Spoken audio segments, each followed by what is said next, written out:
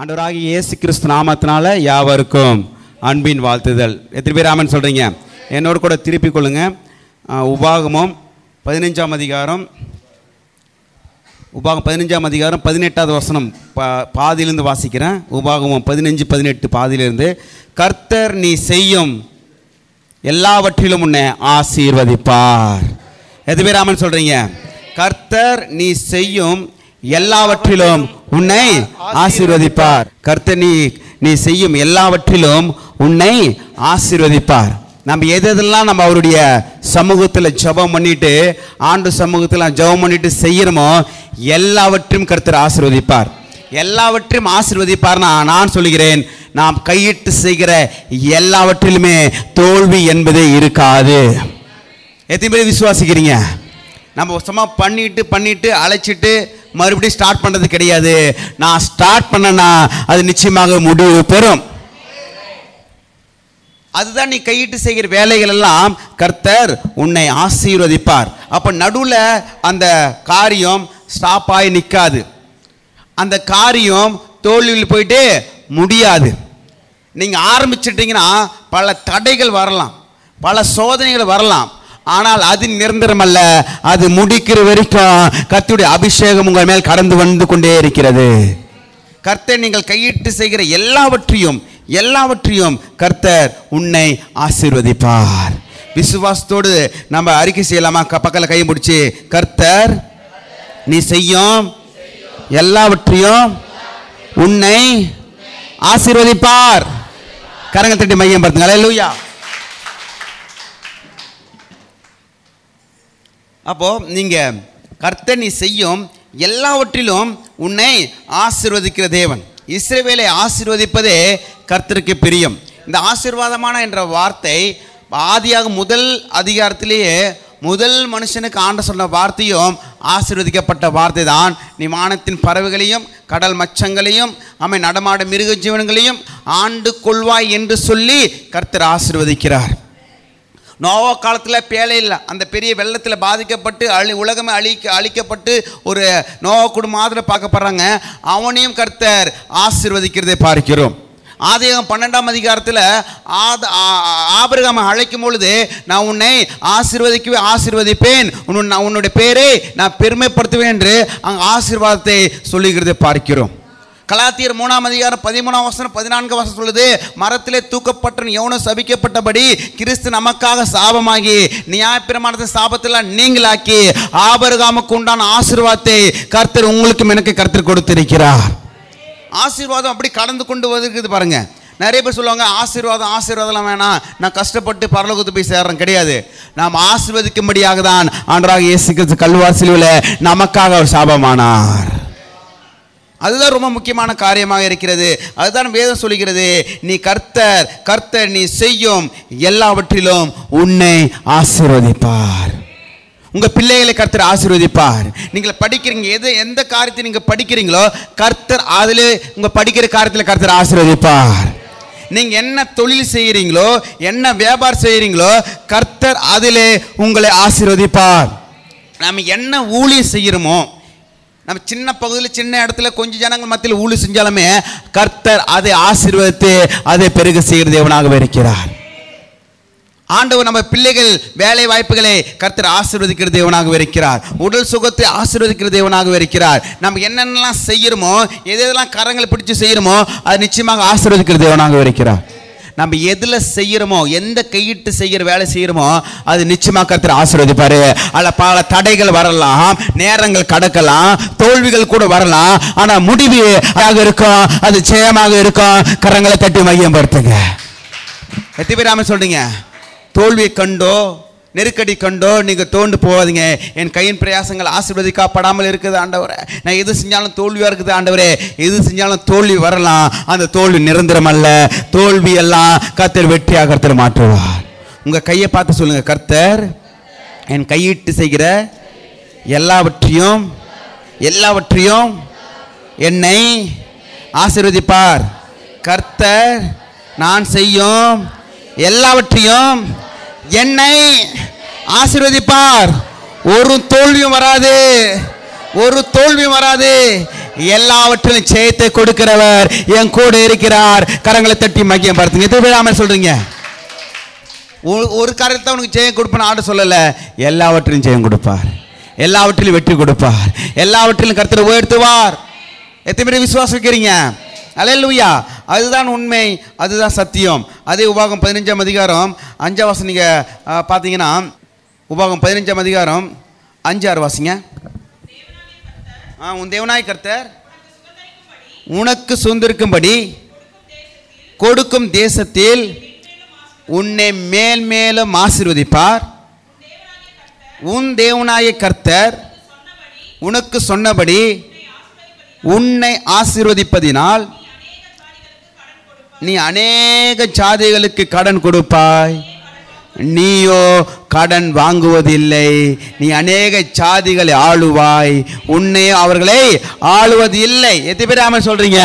அருமையான வாக்குத்தத்தமான வசனம். தேவனாய் கர்த்தர் உனக்கு சுதந்திரிக்கும்படி கொடுக்கும் தேசத்திலே உன்னை மேன்மேலும் மேல்மேலும் கர்த்தர் ஆசீர்வதிப்பார். கர்த்தர் என்னை மேலும் மேல மேல ஆசீர்வதிப்பார். சொல்லுங்க, என் மேல்மேலும் ஆசீர்வதிப்பார், மேல மேல ஆசீர்வதிப்பார். நான் தாழ்ச்சி அடைவதில்லை. ஒரு வருடங்களும் ஒவ்வொரு மாதங்களும் மேலே மேலே என் குடும்பங்கள் ஆசீர்வாதத்தில் உயரும். எத்தனை பேர் ஆமென் சொல்றீங்க? அதுதான் வாக்குத்தத்தம் சொல்லுது. உன் தேவனாய் கர்த்தர் உனக்கு சுதந்திரிக்கும்படி கொடுக்கும் தேசத்திலே உன்னை மேல் மேலும் கர்த்தர் ஆசீர்வதிப்பார், கர்த்தர் ஆசீர்வதிப்பார். அல்லேலூயா. கிட்டத்தட்ட அப்பா இறந்து அதுக்கப்புறம் ஒரு மாதம் கழிச்சு நம்ம யூடியூப் ஊழியத்தை ஸ்டார்ட் பண்ணிட்டோம். இது வரைக்கும் நம்ம என்ன பண்ணுறோம்? விடுவது கிடையாது. ஸ்டார்ட் பண்ணுறதும் எந்த ஒரு காரியத்தை ஸ்டார்ட் பண்ணதும் யோசிப்போம்.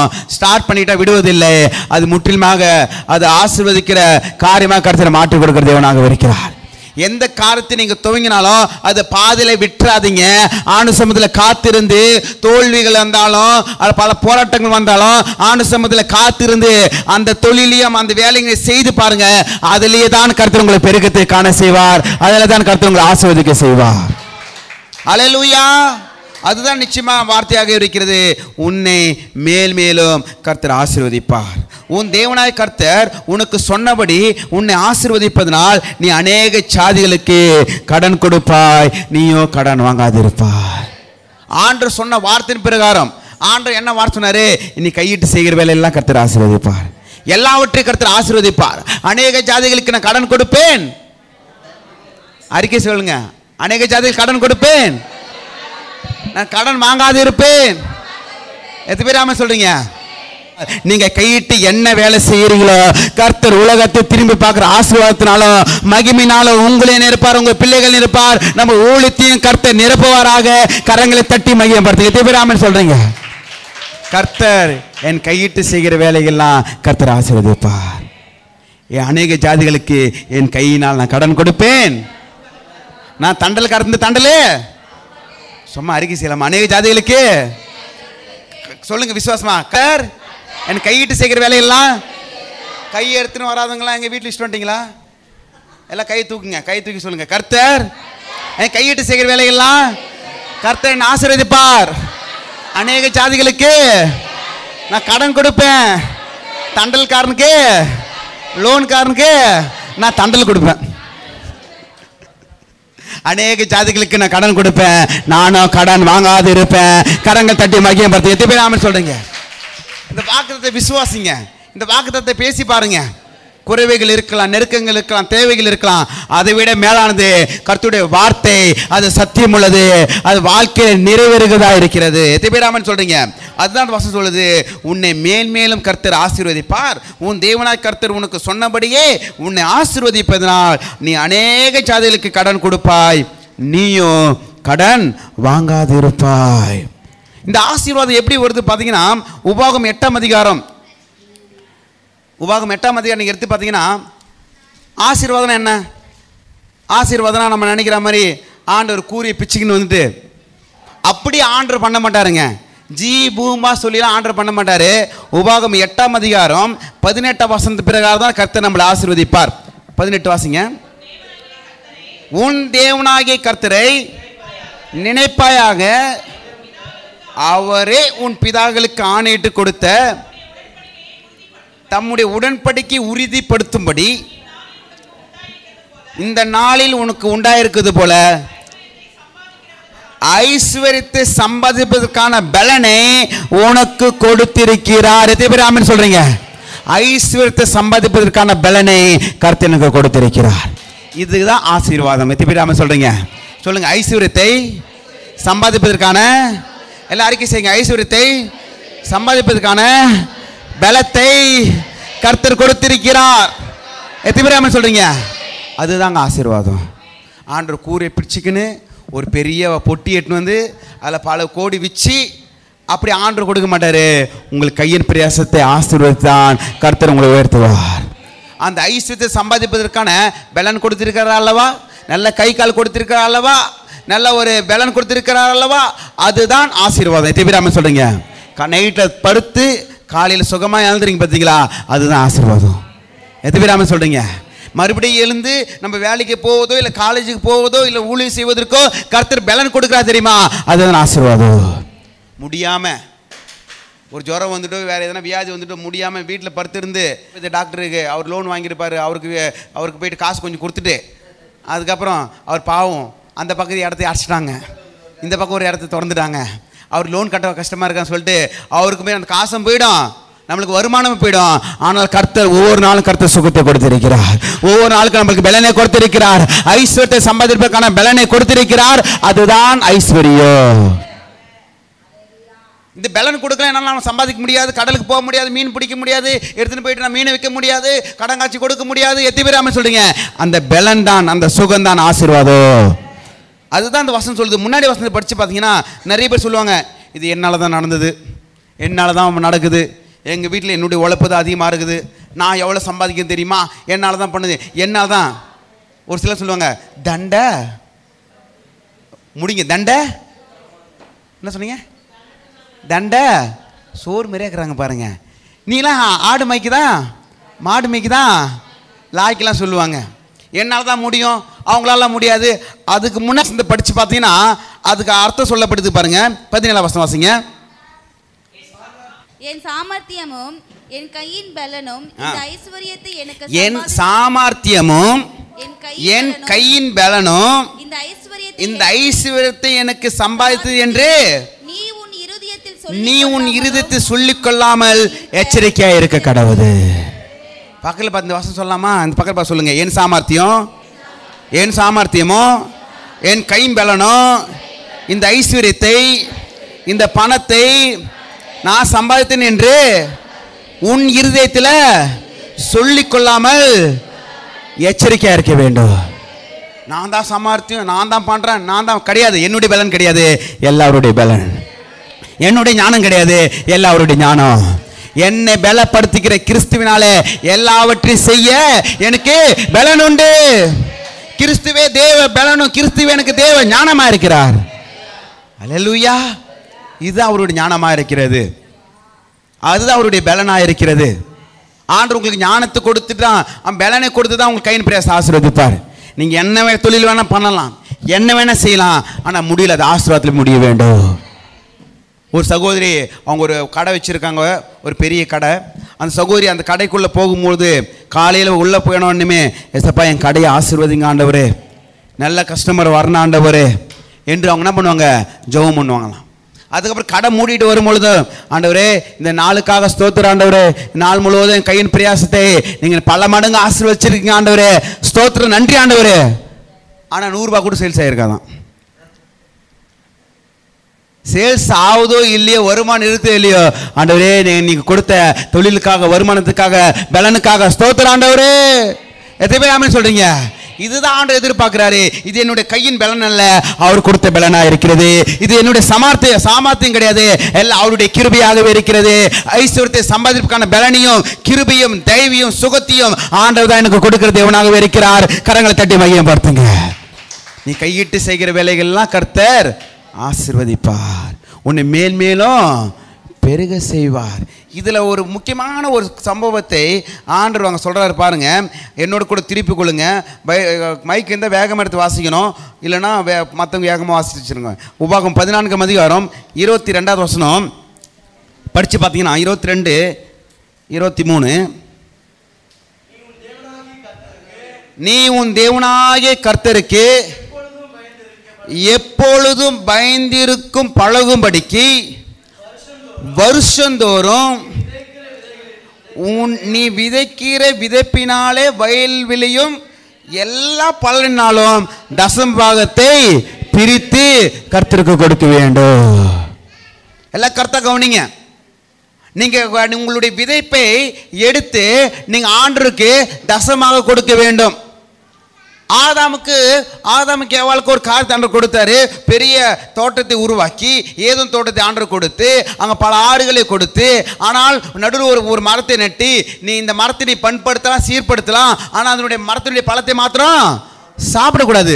அது கிளையனா இருக்கலாம், ஏறு போடலாம், தண்ணி ஊற்றலாம், நாமளும் வேலைக்கு போகலாம், சம்பாதிக்கலாம், கை நிறைய சம்பாதிக்கலாம், எந்த தொழிலும் பண்ணலாம். ஆனால் தசம் பாகத்தை கர்த்தருக்கு தான் நம்ம செலுத்த வேண்டும். திருப்பிடாம சொல்றீங்க. அவர் எனக்கு பலன் கொடுக்கவில்லை என்றால் இந்த ஐஸ்வர்யத்தினால் சம்பாதிக்க முடியாது. அவர் எனக்கு பலன் கொடுக்கவில்லை என்றால் நான் வேலைக்கு போக முடியாது. அவர் எனக்கு ஞானத்தை கொடுக்கவில்லை என்றால் இந்த பிசினஸை பண்ண முடியாது. அவருக்கு பயப்படுவதனால் பயந்திருக்கு பழகும்படிக்கு வருஷந்தோறும் அவருக்கு அவன் என்ன பண்றாங்க, தசம்பாகத்தை கொடுக்க வேண்டும் என்று வேதம் சொல்லுகிறது. தசம்பாகம் என்பது 10ல் எத்தனை மடங்கு? 1 மடங்கு. ஆண்டவர் கொடுப்பதனால அந்த ஊழியம் நடக்க போறது கிடையாது. ஆண்டவர் எவ்வளிலும் அவர் நிறைவேற்றி முடிப்பாரு. என்னுடைய ஆசீர்வாதத்தை பெற்றுக்கொள்வதற்காக நான் தசம்பாகத்தை ஆண்டவருக்கு நான் செலுத்துகிறேன். என் கையின் பிரயாசத்தை ஆசீர்வதிக்கப்பட வேண்டும் என்றால், என்னுடைய பொருளாதாரத்தை செழிக்கப்பட வேண்டும் என்றால், ஆண்டவருக்கு முதலாவது நான் செலுத்தும் பொழுது பல மடங்கு ஆசீர்வாதத்தை பெற்றுக்கொள்ள முடியும். பூமிக்குள்ள தண்ணி இருக்குது. தண்ணி எடுக்க நம்ம என்ன போடுறோம்? இப்போதான் இதில் வந்துச்சு, மோட்டர்லாம் வந்துச்சு. மோட்டர் கூட காற்று போயிடுச்சுன்னு என்ன பண்ணுறாங்க? என்ன ஊற்றுறாங்க? கோபி தண்ணி ஊற்றி அதுக்கப்புறம் மோட்டர் என்ன பண்ணுறாங்க? போட்டு தண்ணி எடுக்கிறாங்க. அப்போ அந்த தண்ணி கொஞ்சம் ஊற்றலைன்னா தண்ணி எடுக்க முடியாது. இவங்க தண்ணி ஊற்றுறதுனால தான் அந்த மோட்டர்ல தண்ணி வந்துச்சா? கிடையாது. ஆல்ரெடி என்ன இருக்குது பூமியில்? பூமி ஆல்ரெடி நிறைய தண்ணி இருக்குது.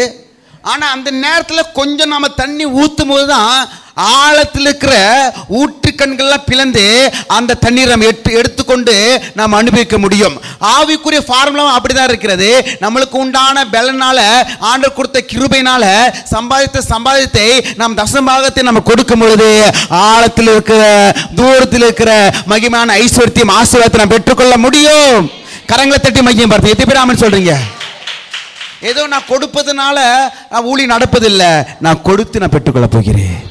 எத்தனை பேர் ஆமென் சொல்றீங்க? நான் கொடுத்து பெற்றுக்கொள்ள போகிறேன். எல்லாம் அறிக்கை செய்யுங்க. நான் கொடுத்து பெற்றுக்கொள்ள போகிறேன்.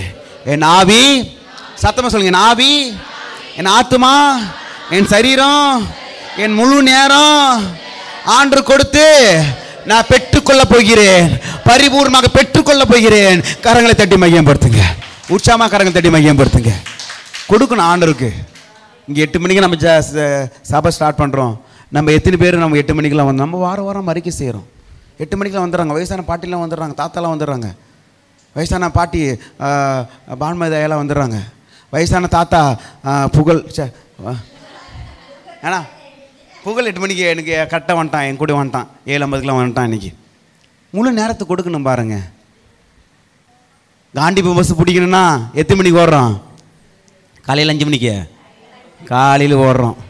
ஸ்கூலுக்கு போனோன்னா ஓடுறோம். ரோட்டில் போய் 8 மணி பஸ்ஸு பிடிக்கணுன்னா போடுறோம். அந்த டைமில் ஆண்டோடைய ஊழியத்துக்கு நம்ம முக்கியத்துவம் கொடுக்க வேண்டுங்க. ஆண்டரை தேடுவதற்கு நம்ம முக்கியத்துவம் கொடுக்க வேண்டும். அன்பானவர்களே, பிரியமானவர்களே, இதுதான் தசமாகமாக இருக்கிறது. நாம் நினைக்கிறோம் ஏதோ பொருளாதாரம் மாத்திரம் கொடுத்துட்டா. ஒரு சிலர்லாம் நான் வரல பாஸ்டர், நான் பசங்கிட்ட கிடையாது. ஆண்டுக்கு நம்மை கொடுக்க வேண்டும். பலியை பார்க்கிலும் கீழ்ப்படிதலே உத்தமம். பக்கத்தில் பசங்க பலியை பார்க்கிலும் கீழ்ப்படிதலே உத்தமம். நேரத்தோடு ஆண்டரை தேட வேண்டும். முழு நேரத்தோடு, முழு உள்ளத்தோடு, முழு ஆத்மாவோடு கர்த்தரை தேட வேண்டும், ஆராதிக்க வேண்டும். இதுதான் தசமபாகமாக இருக்கிறது. அன்பானவர்களே, பிரியமானவர்களே, கர்த்தருக்கு பயப்படுகிறதுக்கு ஒரு அடையாளம் தான் தசமபாகமாக இருக்கிறது. கர்த்தர் எனக்கு சுகத்தை கொடுத்திருக்கிறார் அல்லவா, அதை நான் திரும்ப கொடுப்பது தான் அது தசமாகவே இருக்கிறது. இந்த வாரம் முழுவதும் நான் வெளியில் போயிட்டு அங்கே போயிட்டு இங்கே போயிட்டு வந்தாலும் கர்த்தர் என்னை பாதுகாத்திருக்கிறார் அல்லவா, இந்த நேரத்தை நான் ஒரு தசமபாகமாக கொடுக்கிறேன். இந்த மாதத்துக்கான தசமாகமாக கொடுக்கிறேன். மாதத்தில் முதல் நாள் ஜபத்தில் நான் ஆண்டு சமூகத்தில் ஒப்பு கொடுக்கிறேன். இந்த நாளுக்கான ஒவ்வொரு நாளும் ஆண்டு கொடுக்கும் பொழுது ஒவ்வொரு எழுந்த உடனே நான் ஃபோனை பார்ப்பது, அது பார்ப்பது, இது பார்ப்பது இல்லை. ஆண்டவரே ஸ்தோத்திரம் ஆண்டவர், இந்த நாளுக்காக ஸ்தோத்திரம் ஆண்டவரே. புதிய நாளை கொடுத்துருக்கீங்க ஆண்டவரே. எங்கள் வாழ்நாளில் ஒரு புதிய நாளை காண செஞ்சுருக்கீங்க ஆண்டவரே. என் வாழ்நாளில் ஒரு புதிய நாளை கூட்டி கொடுத்துருக்கீங்க ஆண்டவரே. என்னை கண்ணை விழிக்க கிருபை செஞ்சுருக்கீங்க ஆண்டவரே. ஆண்டுக்கு நன்றி சொல்வதுதான் அது தசமாகமாக இருக்கிறது. கர்த்தருக்கு, நீ உன் தேவனாய் கர்த்தருக்கு எப்பொழுது பயந்திருக்கு பழகும்படி நீங்கள் தசமாகத்தை பிரித்து ஆண்டு கொடுக்க வேண்டும். உன் தேவனாய் கர்த்தர் தமது நாம விளங்கும்படி தெரிந்து கொள்ளும் ஸ்தானத்திலே உன் தானியத்திலும் உன் திராட்சரசத்திலும் உன் எண்ணெயிலும் தசமாகத்தையும் உன் ஆடு மாடுகளின் தலையீட்டுகளையும் அவருடைய சந்நிதியிலே புசிப்பாயாக. ஆண்டருக்கு சிறப்பானதை ஆண்டு கொடுக்க வேண்டும், பெஸ்டானதை ஆண்டு கொடுக்க வேண்டும். தம்முடைய ஒரே பேரான குமாரன் என்று பால் ஆண்டவராக இயேசு கிறிஸ்து உங்களுக்காக எனக்காக பலியானார். அவர் வேறு வழியில் நம்மளுக்கு ரட்சிப்பு கொடுத்திருக்க முடியும், வேறு வழியில் நம்மளுக்கு மீட்பு கொடுத்திருக்க முடியும். ஆனால் ஆண்டவராக இயேசு கிறிஸ்து அவரே நமக்காக வந்து ஜீவனை கொடுத்து ஆண்டவர் மீட்பு கொடுத்திருக்கிறதை பார்க்கிறோம். எத்தனை பேர் ஆமென் சொல்றீங்க? அல்லேலூயா. அது உபாகமம் 28ஆம் அதிகாரம். எல்லாமே நம்மளுக்கு தெரிஞ்ச வசனம், அருமையான வசனம். எல்லாம் எடுத்து வாசிங்க. உபாகமம் 28ஆம் அதிகாரம் 8லேருந்து வாசித்து பார்த்தீங்கன்னா, கர்த்தர் உன் களஞ்சியங்களிலும் நீ கையிடும் எல்லா வேலைகளிலும் உனக்கு ஆசீர்வாதம் கட்டளையிடுவார். உன் தேவனாய் கர்த்தர் உனக்கு கொடுக்கும் தேசத்திலே உன்னை ஆசீர்வதிப்பார். பக்கத்தில் சொல்லுங்க, ஒரு கர்த்தர். சத்தமா சொல்லுங்க, கர்த்தர். எல்லாம் அறிக்கை செய்யுங்க, கர்த்தர். கர்த்தர் உன் களஞ்சியங்களிலும் நீ கையிடும் எல்லா வேலையிலும், சொல்லுங்க, நீ கையிடும் எல்லா வேலையிலும் உனக்கு ஆசீர்வாதத்தை கட்டளையிடுவார். மணி வழியிலையும் கட்டளையிடுவார், மேலப்போலையும் ஆசீர்வாதத்தை கட்டளையிடுவார், நாக்கு வாழ்லையும் ஆசீர்வாதத்தை கட்டளையிடுவார், கோலா வாழ்லையும் நண்டு வாழ்லையும், சொல்லுங்க, நண்டு வாழ்லையும் ஆசீர்வாதத்தை கட்டளையிடுவார். கரங்கள் தட்டி மகிமைப்படுத்துங்க. அல்லேலூயா. யூடியூப்ல பார்த்து கொண்டு இருக்கிறவங்களே கவலைப்படாதீங்க. என் மக்கள் எல்லாருமே பெரிய பெரிய மீன்களை பிடிப்பாங்க, பெரிய பெரிய வலைகளை, பெரிய பெரிய போட்டுகளை வாங்க போறாங்க. நீ என்ன செய்யறீங்களோ கர்த்தர் ஆசீர்வதிப்பாரு. நீங்க என்ன தொழில் பண்றீங்களோ இதை பார்த்து கொண்டு இருக்கிற நீங்களும் கர்த்தர் உங்களை ஆசீர்வதிப்பாரு. எத்தனை பேர் ஆமென் சொல்றீங்க? எனக்கு போனால் கிடைக்கலிங்க, இதை போனால் கிடைக்கலிங்க, கர்த்தர் நிறைவாக கர்த்தர் கொடுப்பார். அதோ வாக்குத்தத்தம் சொல்லுது, கர்த்தர் உன் களஞ்சியங்களிலும் உன்னை கையிடும் எல்லா வேலைகளிலும் உனக்கு ஆசீர்வாதம் கட்டளையிடுவார். எத்தனை பேர் ஆமென் சொல்றீங்க? இது செய்யறதுல கர்த்தர் ஆசீர்வாதத்தை கட்டளையிடுவார். உன் தேவனாய் கர்த்தர் உனக்கு கொடுக்கும் தேசத்தில் உன்னை ஆசீர்வதிப்பார். எல்லாம் கர்த்தர் கவனிங்க. 10ஆம் வசனம், அப்பொழுது கர்த்தருடைய நாமம் உனக்கு தரிக்கப்பட்டது என்று பூமியில் ஜனங்கள்லாம் கண்டு உனக்கு பயப்படுவார்கள். உனக்கு கொடுப்பேன் என்று கர்த்தர் உன் பிதாக்களுக்கு ஆணையிட்ட தேசத்தில் கர்த்தர் உன் கர்ப்பத்தின் கனிகளிலும் உன் மிருக ஜீவன்கள் பலகனிலும் உன் நிலத்தின் கனியிலும் உனக்கு பரிபூர்ண நன்மை உண்டாக்க கட்டளையிடுவார். ஏற்ற காலத்தில் உன் தேசத்திலே மழை பெய்யும், நீ கையிட்டு செய்கிற வேலைகள்லாம் கர்த்தர் ஆசீர்வதிப்பார். பக்கல் பாசங்களுக்கு முக்கியமான வசனம், ஏற்ற காலத்தில் உன் தேசத்திலே மழை பெய்யும், நீ கையிட்டு செய்யும் வேலைகள் எல்லாம், சத்தமாழ்த்தி சொல்லு, நீ கையிட்டு செய்யும் வேலைகள் எல்லாம் ஆசீர்வதிக்கவும் கர்த்தர் உனக்கு தமது நல்ல பொக்கிஷாலாகிய வானத்தை திறப்பார். நீ அநேக ஜாதிகளுக்கு கடன் கொடுப்பாய், நீயோ கடன் வாங்காது இருப்பாய். கரங்கள் தட்டி மகிமைப்படுத்து. எது பேர் ஆமென் சொல்றீங்க? அல்லேலூயா. இதுதான் நம்ம கையிட்டு செய்கிறவெல்லாம் கர்த்தர் ஆசீர்வதிப்பாரு. எப்படி ஆசீர்வதிப்பாரு?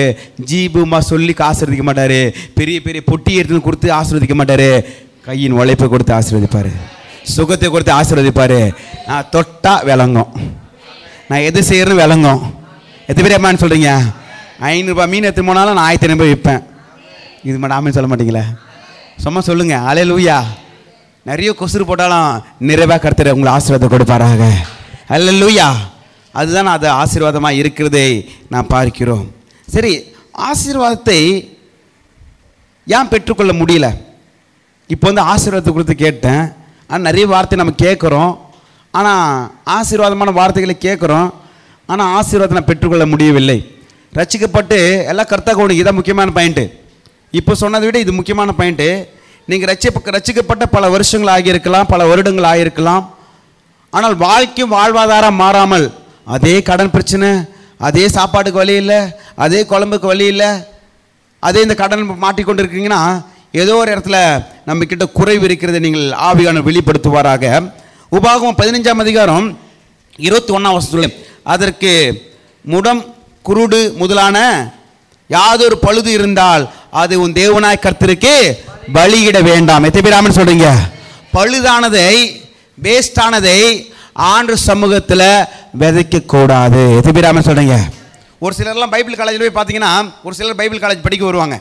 ஏமா பைபிள் காலேஜ் படிக்க வந்து கேட்டாங்கன்னா, 10th ஃபெயிலு பைபிள் காலேஜ் படிக்க வந்திருக்கேன், 12th ஃபெயிலு பைபிள் காலேஜ் படிக்க வந்திருக்கேன்.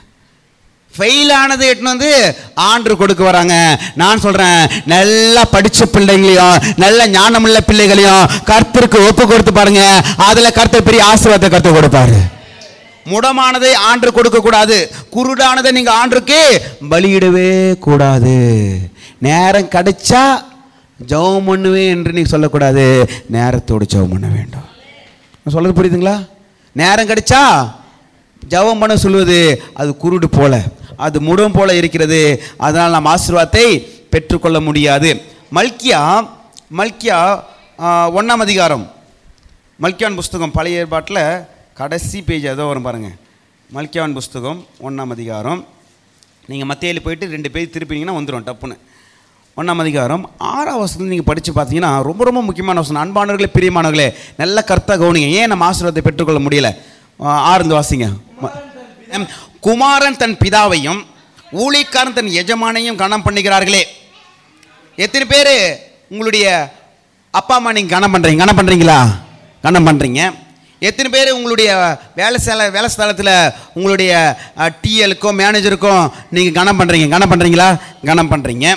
அதுதான் வேதம் சொல்லுகிறது, நான் பிதாவானால் என் கனம் எங்கே, என் எஜமானால் எனக்கு பயம் எங்கே என்று சேனையில் கர்த்தர் தமது நாமத்தை அசட்டை பண்ணுகிற ஆசாரியர்களாகிய உங்களை கேட்கிறார்.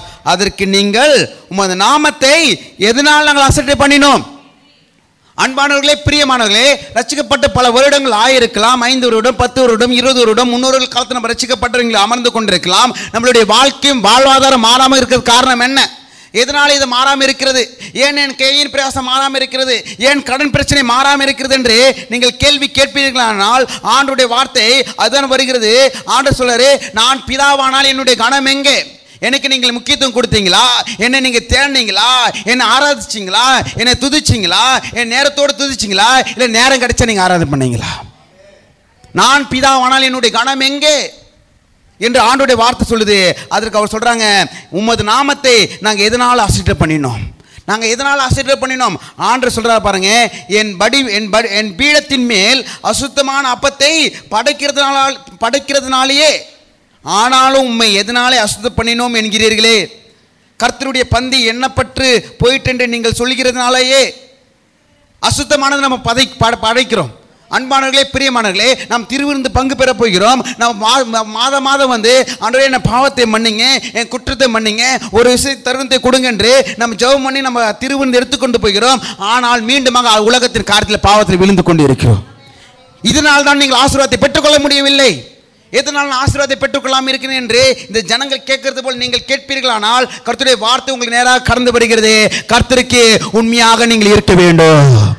கொஞ்சத்தில் உண்மை உள்ளவனை கர்த்தர் அநேகத்தில் கர்த்தர் அதிகாரியை வைக்கிறார். ஆசீர்வதிக்கிற தேவன், ஆமன் ஆசீர்வதிக்கிற தேவன். கையின் பிரயாசத்தை ஆசீர்வதிப்பதா? நிச்சயமாக ஆசீர்வதிப்பார். ஆசீர்வாதத்தை பெற்றுக்கொள்வதை பலன் கொடுப்பார், நிச்சயமாக கொடுப்பார். நீங்கள் முழு இருதயத்தோடு ஆண்டவர் தேடும் பொழுது, ஆண்டவர் முழு இருதயத்தோடு ஆண்டவருக்கு கொடுக்கும் பொழுது, எதனால் என்று கேட்கிறார்கள். 8வது சொல்லுது, நீங்கள் கண் ஊனமானதையே பலியிடு கொண்டு வந்தாலும் அது பொல்லப்பல்ல. ஆண்டுக்கு என்ன பலியிட வராங்க? ஒரு ஆடு மாடு பலியிட வரும்போது கண் ஊனமானதை பலியிட கொண்டு வந்தாலும் அது பொல்லப்பல்ல. நீங்கள் கால் ஊனமானதையும் நசல் பிடித்ததையும் கொண்டு வந்தாலும் அது பொல்லப்பல்ல என்கிறீர்கள். அதை உன் அதிபதிக்கு செலுத்தி, அவன் உன் மேல் பிரியமாக இருப்பானோ, உன் முகத்தை பார்ப்பானோ என்று கர்த்தர் கேட்கிறார். அன்பானவர்களே, பிரியமானவர்களே, ஆண்டருக்கு கொடுக்க வேண்டிய கணத்தை நாம் கொடுக்க வேண்டும். கண் ஊனமானதே வந்து நீங்கள் செலுத்தாதீங்க. ஆண்டருக்கு நான் எது கொடுத்தாலும் நான் பெஸ்ட்டாக கொடுப்பேன். எது பேராமன்னு சொல்கிறீங்க? ஆண்டருக்கு எது கொடுத்தாலும் ஆண்டருக்கு கொடுக்கும்போது உதாரணத்துக்காக சொல்கிறேன், ஆண்டருக்கு கொடுக்கும் பொழுது ஆமேன் கிழிஞ்சி பொண்ணு விட்டா இருக்குதா, செல்லாது விட்டா இருக்குதா, அது வந்து ஆண்டருக்கு நம்ம கொடுக்கக்கூடாது. என்கிட்ட என்ன பெஸ்ட்டுக்கு தான் அதை கொடுக்க போகிறேன். எது பேர் ஆமேன் சொல்கிறீங்க? கவர்மெண்ட் சிஸ்டர்கிட்ட ஒரு பிடிச்ச விஷயம் என்னன்னா, அவங்ககிட்ட எல்லாமே புது நோட்டை தான் இருக்கும். அவங்ககிட்ட போய் காசு கேட்டு பாருங்களேன், எப்படி தான் கிடைக்குன்னு தெரியல. ரிசர்வ் பேங்க் மேனேஜர் அவங்களுக்கு தெரியுமான்னு தெரியல, எப்போ இருந்தாலும் அவங்ககிட்ட புது நோட்டு தான் இருக்கும். எப்படிங்க உங்ககிட்ட புது நோட்டு வருது? மீன் காசு வாங்கினா நான் பழைய காசை வாங்க மாட்டேன், புது காசை தான் வாங்குவேன். எத்தனை பேர் ஆமேன் சொல்கிறீங்க? ஆண்டவருடைய வார்த்தை வருது, நீங்கள் கண் ஊனமானதை பலியிட கொண்டு வந்தாலும் அது பொல்லா பல்ல என்கிறீர்களே. அன்பானவர்களே, பிரியமானவர்களே, ஆண்டவருக்கு கொடுக்க வேண்டிய நீங்கள் கணத்தை செலுத்த வேண்டும். உன் அதிபதிக்கு செலுத்து, உன் மூஞ்ச பார்ப்பானா? அதை வேதம் சொல்கிறது. உன் அதிபதிக்கு செலுத்து, அவன் உன் மேல் பிரியமாக இருப்பானா? ஆண்டருக்கு பெஸ்ட்டானதை நீங்கள் கொடுங்க, ஆண்டருக்கு சிறப்பானதை ஆண்டருக்கு கொடுங்க. உங்கள் ஆவி ஆத்மாவை கொடுங்க, உங்கள் நேரத்தை கொடுங்க, உங்கள் பொருளாதாரத்தை விதைச்சு பாருங்கள். பல மடங்கு ஆசீர்வாதத்தை கர்த்தர் கொடுப்பார். மேலே மேலே கர்த்தர் உங்களை ஆசீர்வதிப்பார். நீ கையிட்டு செய்கிற வேலைகள்லாம் கர்த்தர் நிச்சயமாக உன்னை ஆசீர்வதிப்பார். தேவிராமன் சொல்கிறீங்க, காலையில் எழுந்துறீங்களா? ஆண்டருக்கு உண்மையாக ஆண்டர் நேரத்தை கொடுங்க. போய் நைட்டில் படுக்கிறீங்க, ஆண்டர் நாளுக்காக ஸ்தோத்திர ஆண்டவர் சொல்லுங்க. ஆண்டர் சித்தத்தை நீங்கள் நிறைவேற்றுங்க. தேவிராமன் சொல்கிறீங்க, அல்லேலூயா. நிச்சயமாக நீங்கள் செய்து பாருங்கள், கர்த்தர் உங்களை ஆசீர்வதிப்பாராக. அல்லேலூயா. இன்னொரு உதாரணத்தை மாற்ற சொல்லி முடிச்சிடலாம். நிறைய காரியங்கள். ஆதியாகமம் 4ஆம் அதிகாரத்தில் பார்த்தீங்கன்னா, ஆதாமுக்கு ஏவாளுக்கு பிறந்த முதல் பிள்ளைகள் காயின் ஆபேல். கர்த்தர் கவனிங்க, காயின் ஆபேல்.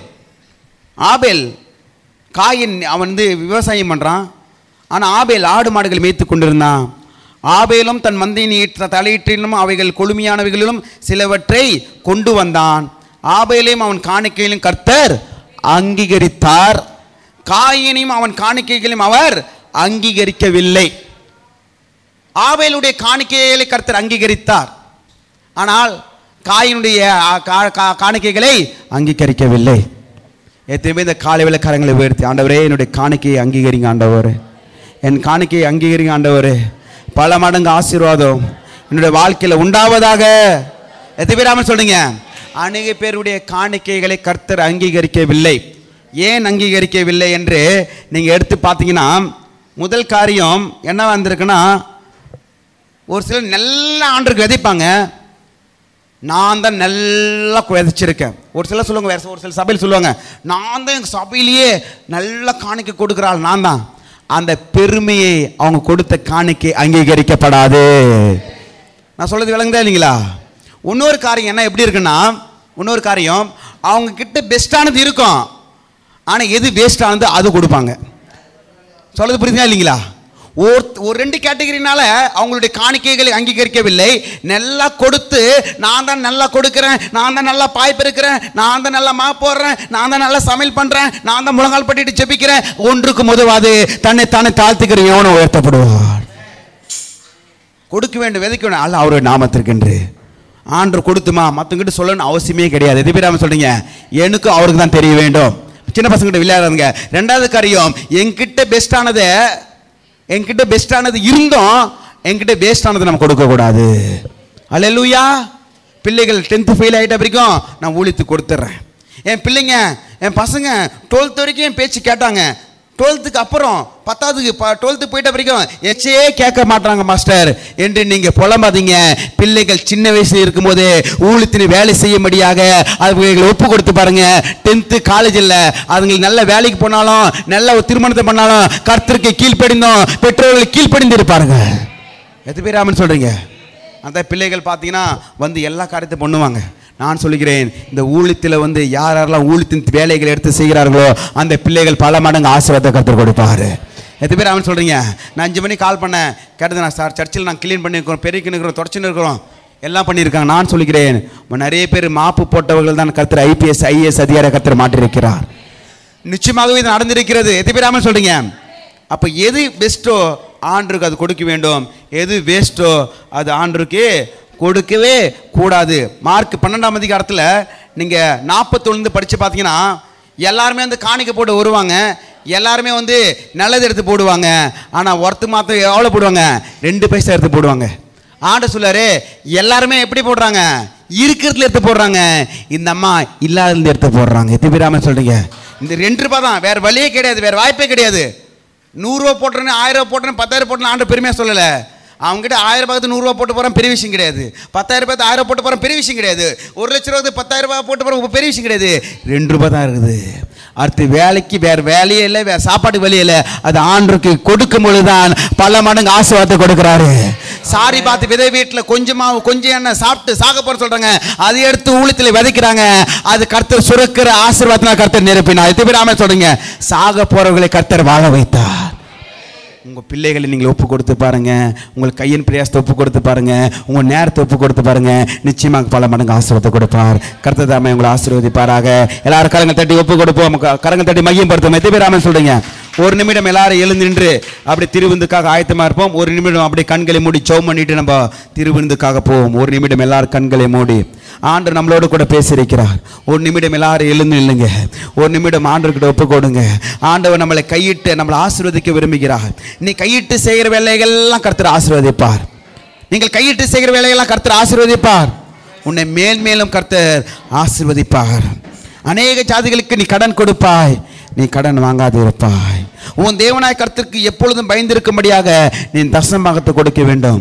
பொருளாதாரத்தை தசமபாகம் கொடுக்க வேண்டும். நம்ம நேரமாகிய தசமபாகத்தை கொடுக்க வேண்டும். ஆமென். நம்மளுடைய ஆவி ஆத்ம சரீரமாகிய அந்த தசமபாகத்தை ஆண்டவர் கொடுக்க வேண்டும்.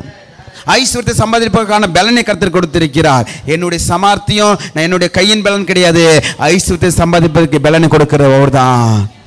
அவர் தான் நம்மளுக்கு கொடுக்கிறவர். கண் ஊனமானதை ஆண்டவருக்கு பலியிடக்கூடாது, வேஸ்டானது ஆண்டவருக்கு கொடுக்க கூடாது. பெஸ்டானது நான் கொடுக்க போகிறேன், என்னோட நேரத்தை கொடுக்க போகிறேன். பிதாவாகிய தேவன் தம்முடைய ஒரே பேரான குமாரனை அவருக்கு பெஸ்டானதே ஆண்டவர் கொடுத்தாரு. பெஸ்டானதே நம்மளுக்கு கொடுத்துட்டாருங்க.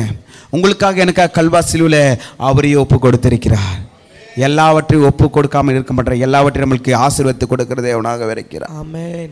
நிச்சயமாக உன் கையின் பிரயாசத்தை ஆசீர்வதிப்பார். நிச்சயமாக நீங்கள் மேலே மேலே விருத்தி அடைவீங்க. பைக்கில் வந்தவர்கள் சைக்கிளில் வந்தவர்கள் பைக்கில் நீங்கள் செல்வீங்க. எத்தனை பேர் ஆமென் சொல்கிறீங்க? பைக்கில் வந்தவர்கள் நீங்கள் காரில் போவீங்க. காரில் போகிறவர்கள் பெரிய பெரிய வாகனங்களை வாங்குவோம். அநேக பேர்களுக்கு ஆசீர்வாதம் இருக்கும்படியாகும் கர்த்தர் கிருபை செய்வாராக. உங்களை மேன்மேலும் கர்த்தர் ஆசீர்வதிப்பாராக. கரங்களை தட்டி மகிழம் பார்த்துங்க. அல்லேலூயா. கர்த்தர் தாமே உங்களை ஆசீர்வதிப்பாராக. அப்படியே திருவிருந்துக்காக ஆயத்தமாக இருப்போம்.